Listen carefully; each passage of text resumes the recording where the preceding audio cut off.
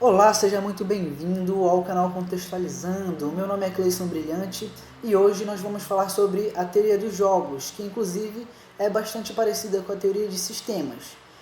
Para a gente entender a teoria dos jogos, nós vamos falar sobre três características principais, que é o jogo, que é a situação estratégica que afeta diretamente as pessoas envolvidas no jogo, e tem também o payoff, que é basicamente o prêmio final que motiva as pessoas a jogarem o jogo de acordo com suas estratégias, e também a estratégia, que é o principal, são as decisões, que existem duas, que é a estratégia dominante e a estratégia que leva diretamente ao equilíbrio de Nash.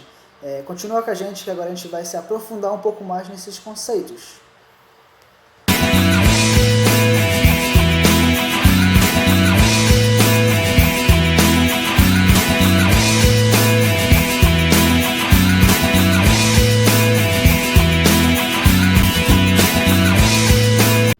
A teoria dos jogos ela é utilizada para entender a tomada de decisões que dependem das escolhas dos outros agentes de tomada de decisões, que interagem entre si. Ou seja, cada ação praticada por um indivíduo vai influenciar diretamente na decisão do outro. E existe uma característica principal que vai influenciar diretamente no resultado, que são as estratégias. Existem dois tipos de estratégia: a estratégia dominante e a estratégia que vai levar diretamente ao equilíbrio de Nash. Vamos começar primeiro com a estratégia dominante. Dois homens, Adam e Cal, são pegos pela polícia sob suspeita de roubo.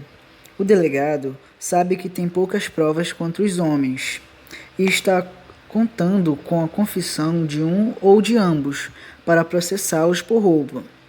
Caso contrário, só poderá indiciá-los por invasão de domicílio, que tem a pena de 1 ano de prisão. Ao entrarem na delegacia, os homens são imediatamente separados e levados para as salas diferentes de interrogatório. O interrogador informa a cada um, em separado, que se um deles confessar o crime e implicar o outro parceiro enquanto o outro permanecer em silêncio, então aquele que confessar receberá uma pena de prisão de 2 anos, enquanto o parceiro calado provavelmente cumprirá uma pena de 10 anos em uma prisão superlotada. Se ambos confessarem, provavelmente cumprirão uma sentença de 3 anos de prisão. Qual é a melhor estratégia para Adam e Cal? Se eles pudessem se reunir e formar um conluio, ambos provavelmente decidiriam que seria mais inteligente permanecer em silêncio e cumprir apenas a pena por invasão de domicílio. No entanto, eles não podem entrar em conluio, de modo que cada um deles deve pensar em suas opções. Adam pensa com seus botões. Se eu confessar, então vou para a cadeia por 2 anos ou 3 anos. Se fico calado, então passo 1 ano na prisão ou vou para a penitenciária por 10 anos. Cal pensa exatamente a mesma coisa. Como então separados e não têm a mínima ideia do que o outro está fazendo, ambos confessam para evitar uma possível pena de 10 anos de prisão. Ambos acabam cumprindo de 3 anos. Essa conclusão lógica é chamada de estratégia dominante. Já o equilíbrio de Nash é quando os agentes de tomada de decisão já não têm mais um incentivo para mudarem as suas estratégias, se assim os outros também não fizerem.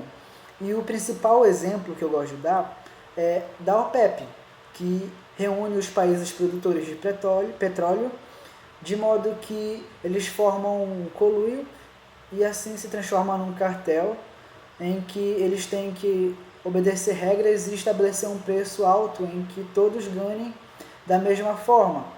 E se algum país desobedecer, a Arábia Saudita, por exemplo, que é o maior produtor de petróleo, pode diminuir o preço de modo que o preço dos outros países não fique competitivo e assim ela ainda assim oferir lucros e ganhando em escala, diferente dos outros países que não têm essa capacidade produtiva igual.